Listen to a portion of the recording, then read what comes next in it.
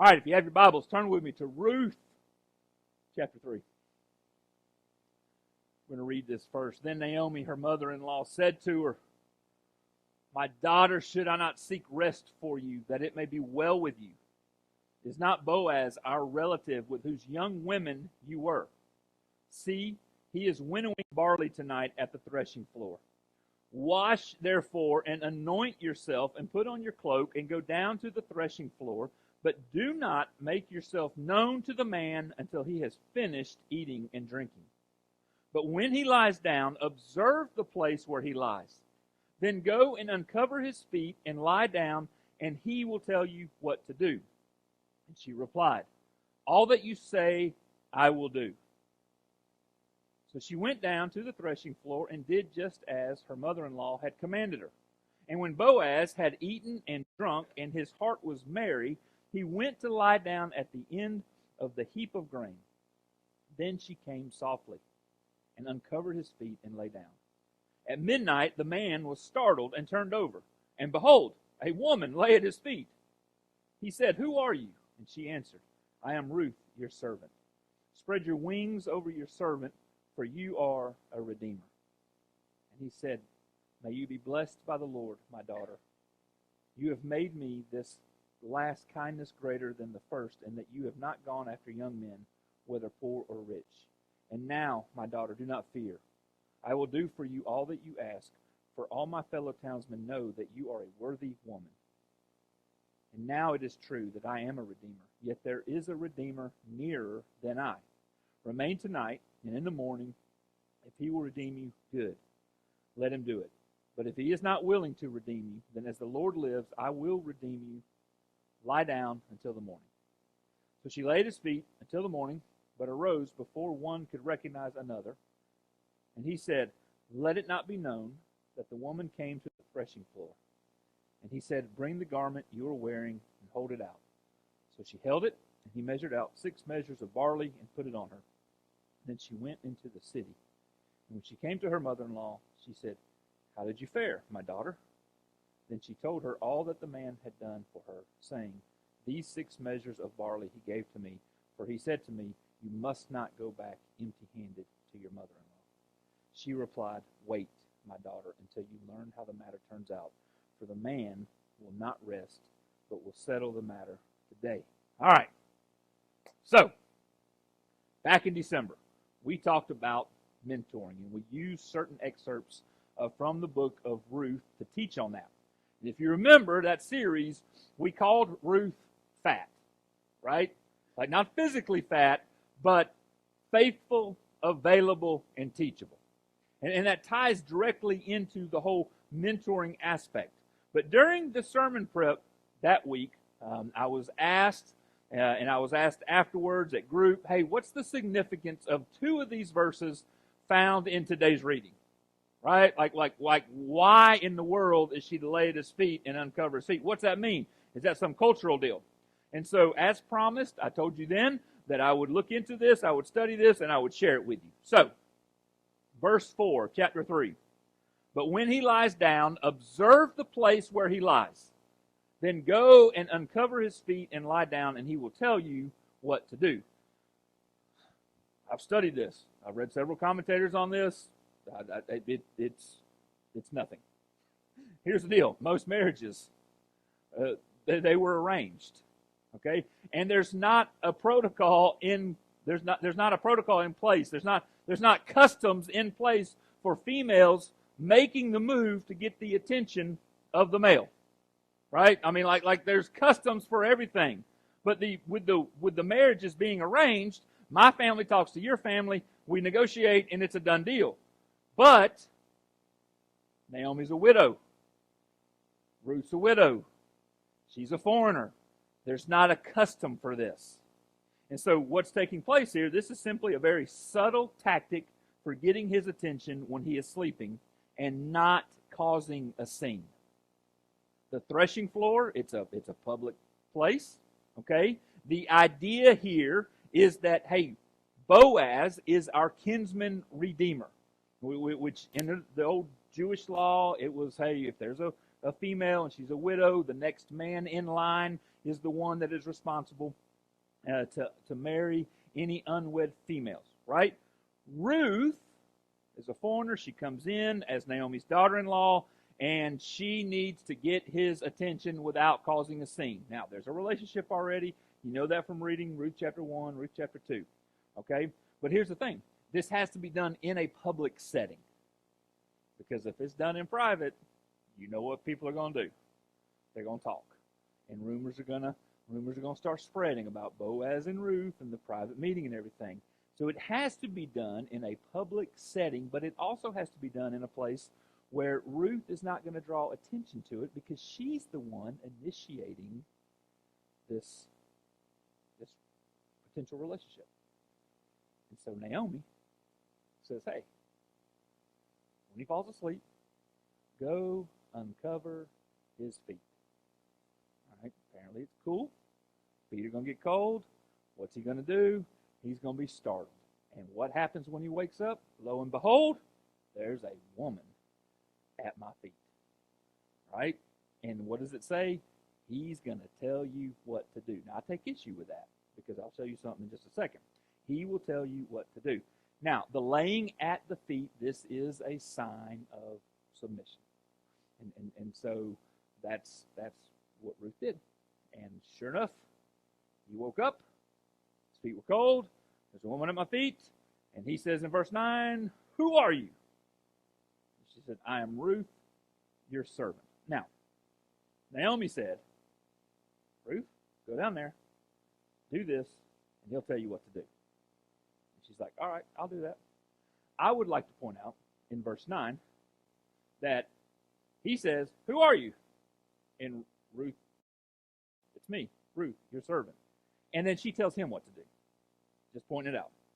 Spread your wings over your servant, for you are a redeemer. So this was the other thing that was kind of like, what's this all about? Now, the NIV, the NLT, they say spread the corner of your covering or garment over me. She's cold. Okay? She's cold.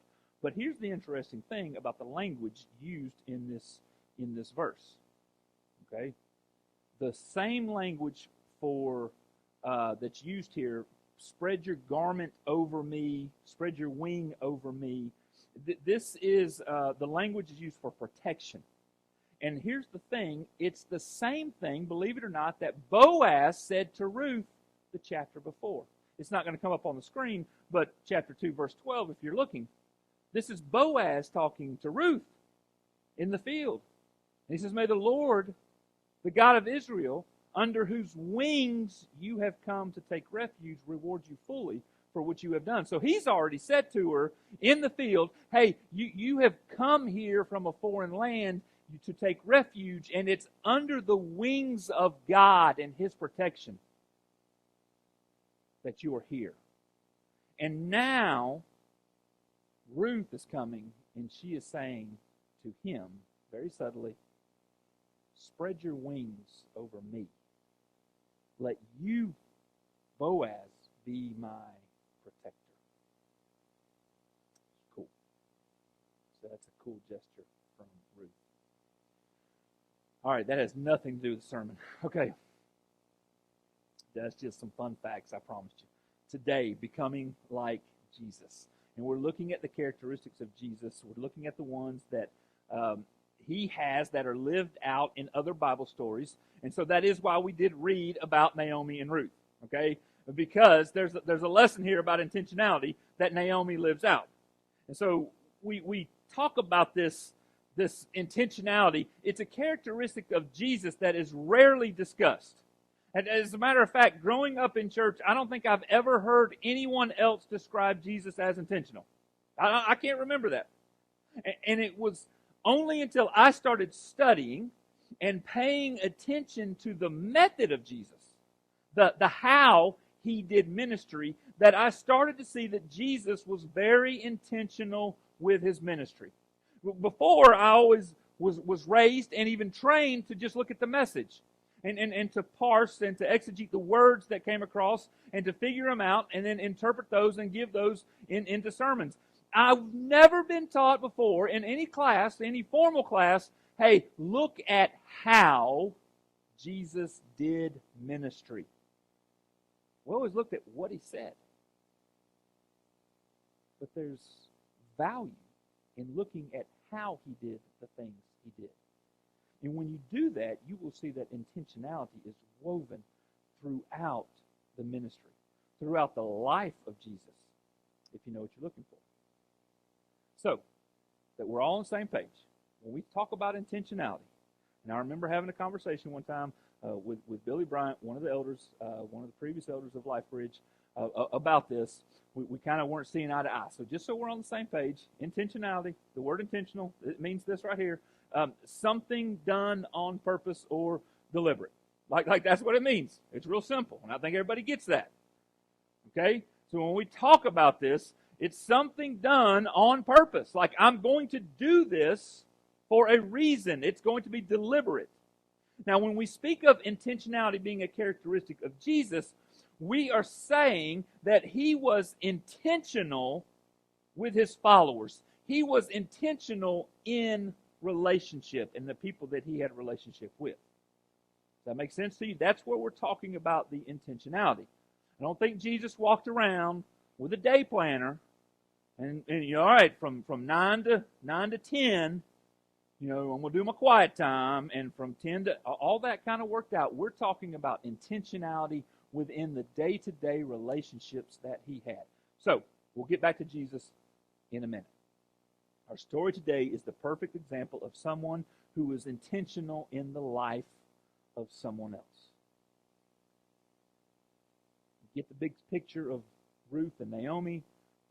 Ruth meets Naomi when Naomi and her husband move off to a foreign land. They get married. Everybody dies. I'll say that in a second. Naomi's going to go back to her family, and Ruth's like, I'm in. I'm with you. Naomi's like, nope, stay here with your people. And she's like, oh, no. Naomi, your God, your people, they're my God, and they're my people. And so Naomi and Ruth moved back to Naomi's homeland, and they lived there for a period of time. Chapter 1, chapter 2 gets into the details of we got to survive. We're two women in this world. We've got to go out there and we've got to work and we've got to do these things. And Ruth's like, I'm going to take care of you. I'm here. I'm the daughter. I'm going to go do this. And so that's what she does. And Naomi gets to this point where she has Ruth's best interest at heart. Naomi knows from her own life experience, man, this is what Ruth needs. Ruth is young. Ruth needs to find a family, and she needs to start this household, and she needs to live her life. And so Naomi uses her wisdom to coach Ruth on the steps to take to get married to Boaz. Naomi's like, hey, I know how to pick up a man. Let me tell you how it's done. Bathe. Starts with that. Get all dolled up. You're going to go down there to Club Threshing Floor, okay, and wait until it's dark.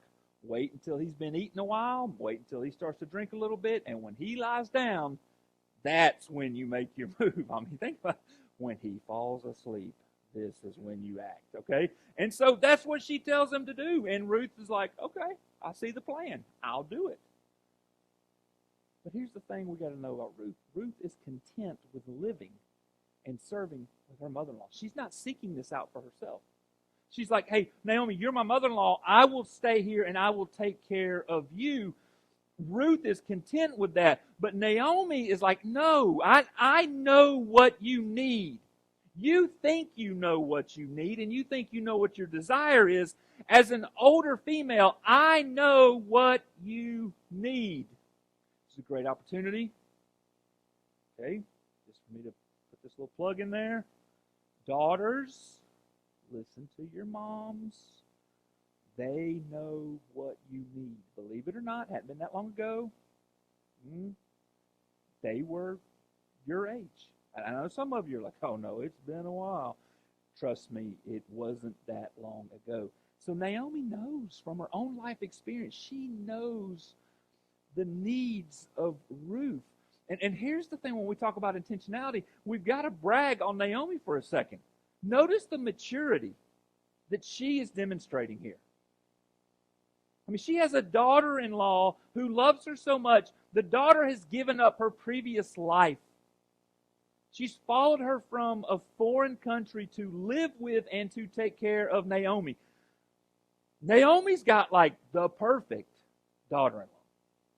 Like, I mean, this lady left everything to come and be with me, to serve me, to take care of me so that I will not live a lonely life.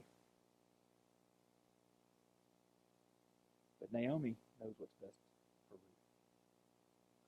And with Naomi going down this path and being intentional, she has to make sacrifice. She has to make the sacrifice because she will lose Ruth to her husband's family. Are they going to see each other? Absolutely. Are they going to be in the community? Yes. When she has kids, is she going to be to come and hold them? Absolutely. All that's going to get to take place. But now, Ruth is no longer part of Naomi's household. Ruth is going to be now whoever the suitor is, and it happens to be Boaz. And here's the thing we need to know. Intentionality in relationships does not happen without sacrifice. And it's Naomi's intentionality that changes the trajectory of Ruth's life. And that's a big deal. Like, we need to realize this today. When we are intentional in the lives of others, church, we will have to make some sacrifices. I promise you that. But here's the thing. If everybody's on the same page that Ruth is on, if they're faithful, if they're available, and they're teachable, can change the outcome of their life. And as parents, you get this. You're intentional with your children. Healthy parenting is all about intentionality. You push them in school to be the best student they can be. Just because one child is one thing doesn't mean that the second one's going to be the same thing and you're going to treat them differently. You push them, you encourage them in extracurricular activities, to develop discipline, to be involved with different things. You warn them from making bad choices. I noticed I started talking about parenting. My son left. As they get older, you assist them in thinking through options for life. And here's the thing, and this is true. You've lived this. Our intentionality changes as our children get older. And part of being intentional is giving our children freedom to use the gifts and abilities that they have been blessed with. We are very familiar with being intentional. But now what we're saying we need to start focusing that intentionality into relationships where we are helping people grow in their faith. Because discipleship is a lot like parenting.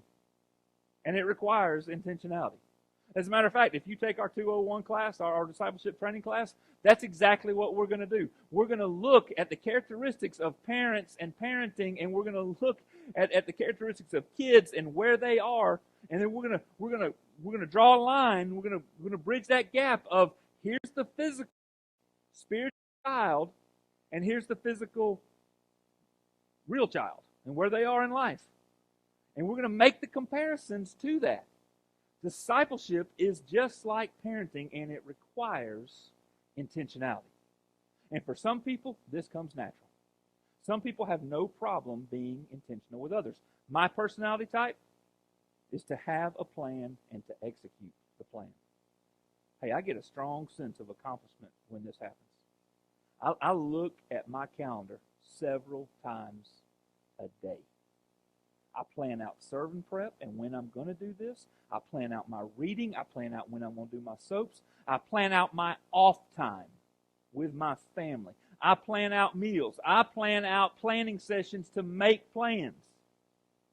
My Sunday afternoon is planned out. My personality is to be intentional in just about everything I do.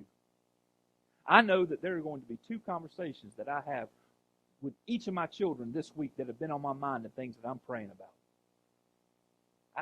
Intentionality is just woven into my DNA. I haven't always done it well. I'm still learning. But then we have those whose personality is, man, let me just go with the flow.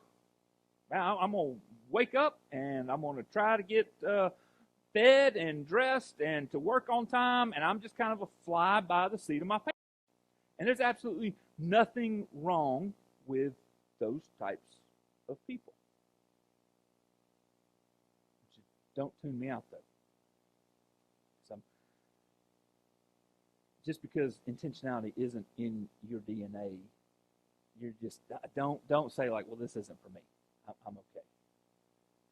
Because when we, again, this is intentional too. When we speak of being intentional, we are talking about being intentional in relationships. Jesus' ministry was centered around two things: the sacrifice for all of humanity. That's part one. Part two, his ministry was about training up people who would train up people to carry out the mission of Jesus. And this part of his ministry wasn't going to happen without intentionality. And I know this, one of the largest areas of growth in my life as a husband, because I husband different than I did 5 years ago, as a father, as a pastor, have happened because I am learning to be intentional. And I'm still learning to be intentional as Jesus was. So there's two verses, and we're almost done. There's two verses that I want to share with you that have encouraged this learned trait in my life, and I hope it does with you too. Ephesians, the 5th chapter, verses 15 and 17. I love this. So be careful how you live. Don't live like fools, but like those who are wise. Make the most of every opportunity in these evil days. Don't act thoughtlessly, but understand what the Lord wants you to do. That's one of them. We'll come back to it. Colossians 4, 5, and 6. Live wisely among those who are not believers, and make the most of every opportunity. Let your conversation be gracious and attractive so that you will have the right response for everyone. And so Paul's writing these letters to these churches. Okay, they're Christians, they're believers, they're growing in their faith. What does he mean when he says make the most of every opportunity? Well, here's the deal, right? We can't live our lives as followers of Jesus just willy-nilly. That's the real phrase, okay? We cannot live our lives as Jesus apathetically. I'm just going to kind of come and go. I'm going to make some kind of half-hearted commitment to Jesus, and he's going to be there when I need him. I'll make sure I go to church most Sundays. We cannot live as dedicated followers with that mindset. Our lives are short, and the Bible's very clear. It's nothing but a vapor. I mean, some of you, your vapor is a little bit longer right now than the rest of us. But at the end of the day, when you look at the grand scheme of things, our life on this earth is extremely short. And in greater context of what Paul is saying in both of these letters, our lives are not even about us. They're not. Our lives are not about us. The moment we said, Jesus, I ask you to be the Lord of my life, we've surrendered that. It's not about me anymore. It's not about my priorities. It's not about, what I want and how I want it. We've got a life and we've been given all kinds of talent and blessings and gifts. We're to manage those, certainly, but we are to live and be kingdom-minded. We're to live a completely surrendered life to Jesus. And so he's telling those believers, hey, don't live as foolish people. Don't live that you think you've got just all the time in the world to get things in order with God. Make the most of every opportunity. And I'll tell you right now, man, I've got years. I've got years of wasted opportunity in my life as a minister. Years. Serving myself, of doing what's best for me,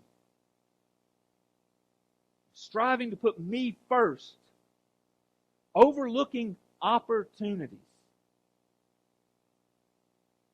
You may not be as reckless and as bad as I am, but I'm willing to bet that there's seasons of your life where you have missed opportunities as well. And here's the thing, intentionality, church, is difficult. got a little part-time job. Y'all know that. Working with Ephraim, who has a relationship with this building at least. Our church supports his dad's ministry, the Hispanic ministry that meets in Huntsville. And I get to hang out with Ephraim 10 to 20 hours a week, depending on the week. And it's just been the two of us. We've had a lot of outstanding conversations. Talk about life. He's the same age as me. Talk about our kids. All that's well and good. Talk about our faith. I love it. Ephraim went off and hired another guy. And this guy happens to be 24 years old. And he is a know-it-all. And he likes to talk. And I'm like, oh, this is just what I need in my life. A know-it-all. And he says some of the most random, bizarre things, and I'm just like, oh, this kind of stuff just gets underneath my skin. And you know what I do? I take my noise-canceling headphones, and I put them in, and I listen to sermons about loving other people well. That's what I do. I listen to John chapter 1 over and over again on repeat. I listen to Philippians, the book, over and over on repeat. Just because this guy gets on my nerves. And God is like, Michael, make the most of every opportunity. And I hate when God's right and I'm wrong, and it makes me feel uncomfortable. And so I'm working on it. I'm taking them out. How can I start with this kid? Hey, Mom, Gabrielle, you want to go to lunch with us? Yeah, let's go to lunch. So he goes to lunch with us. He buys lunch.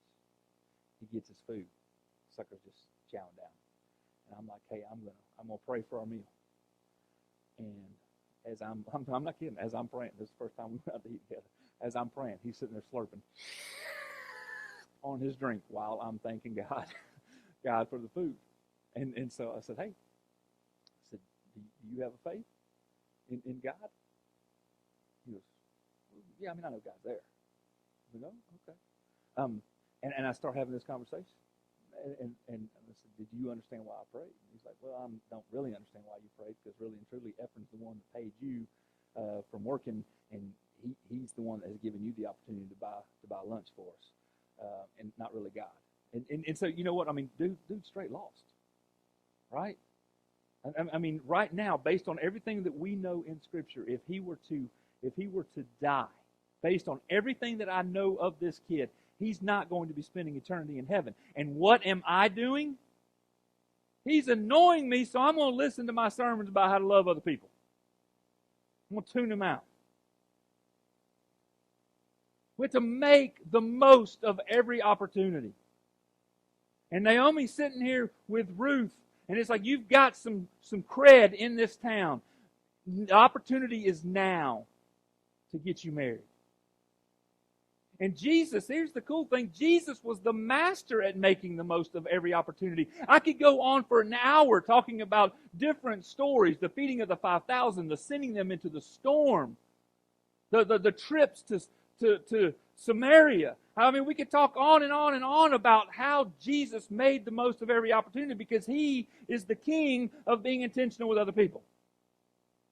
Did you read John 1 as part of your soap this week?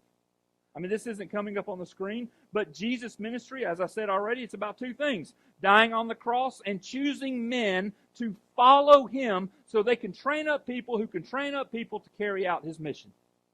And John chapter 1 gives us a glimpse into part of the story of calling these first men. And some of John the Baptist's disciples, right? He came to prepare the way. He's got his own disciples. And he's got some of these guys that are going to eventually leave him and go be with Jesus. And some of John's disciples, John the Baptist, not John the author, they ask Jesus, they see him. John's like, hey, behold, the Lamb of God. And they ask him, where are you staying? I'm going back to my mom's house tonight. This guy named Lazarus, he invited me over to crash at his place tonight. No. That's a Michael answer. That's what I would have done. I would have missed the opportunity. What did Jesus say? What's he want? He wants followers. So what's he do? Oh, you want to know where I'm staying tonight? Come and see. Come and see. And who is it that followed? Andrew. And whose brother is Andrew? Peter. Jesus makes the most of every opportunity. So, the question for us, how do we develop Christ-like intentionality in my life? I mean, you can Google how to be intentional, and I'm telling you right now, you'll find list after list after list after list. And I'm just like, no, how do we do this in relationships? For you and I. And I'm going to go ahead and assume, okay, so it's not coming up on the screen, but I'm going to go ahead and assume, because we're talking about building intentionality in relationships. One, that you already have a relationship with somebody in your world, a coworker, a neighbor, a child, somebody. And I'm going to go ahead and assume that you're going to start praying over this relationship and intentionality. All right? So how do I be intentional? It's really, truly, it's complicated, but the process is simple. Number one, you keep the main thing the main thing. Jesus was always on mission. Right? I mean, he didn't wander from why he was here. The mission is to do two things. I'm going to die on the cross for the forgiveness of sins, and I'm going to train up men to carry out my mission of making disciples of me, Jesus, who will make disciples of me, Jesus. Like, that's his mission. And he kept it the main thing. Ruth and Naomi, they didn't wander all over the place. What's the main thing? We got to get you married. We didn't go to Farmers Only. We didn't get real complicated with our process. You've got a relationship with this man right here, Boaz. He happens to be part of our kinsman redeemer clan. Hey, we're going to work the process. The main thing is this. You have a relationship here. Let's go with it. You and I, have this command of Jesus to make disciples who make disciples. We have this journey of becoming like Jesus that we are on. Church, that is the main thing for you and I. It's just to grow in my faith. And so I'm going to be intentional with other people. I'm going to help them stay focused on Jesus. It really is that short. The second thing is you got to meet them where they are. You got to, what do they need? That's a great question. You're sitting there and you have this relationship with somebody. What do they need to grow in their faith? What do they need to mature, to become like Jesus? You can identify a couple of things, and then you can work towards that. They have no idea how to study the Bible. Oh, well, I know a great thing that we can do. I can sit down and show you how to do this SOAP Bible study method. It's super simple. Let me show you how to study the Bible in this method. What do they need? They don't know how to pray. Oh, well, invite them into the room and let them watch you pray. What is it that they need? Naomi did this with Ruth. She knew her needs. She needs a husband. And she was willing to do what she needed to do, to be intentional. And here's the thing. Like this is the beautiful thing about intentionality. It has the potential of changing their life. Because of Naomi's intentionality with Ruth, we're talking about her today. There's nothing really significant about the story of Ruth. You get God's provision. I understand that there's so much there. But Ruth, the person, there's not a whole lot there. But we know about her. You want to know why we know about her? Because of Naomi's intentionality and what that led to. I mean, Ruth is one of 4 women mentioned in the lineage of Jesus. She's the great-grandmother to the eventual King David. We talk about Ruth today because of Naomi's willingness to be intentional. You can change the outcome of someone's life. And we are intentional in the lives of others. When we are helping them along their faith journey, when we keep the main thing for them, when we help focus on them, when we meet their needs, you can have a hand in changing lives.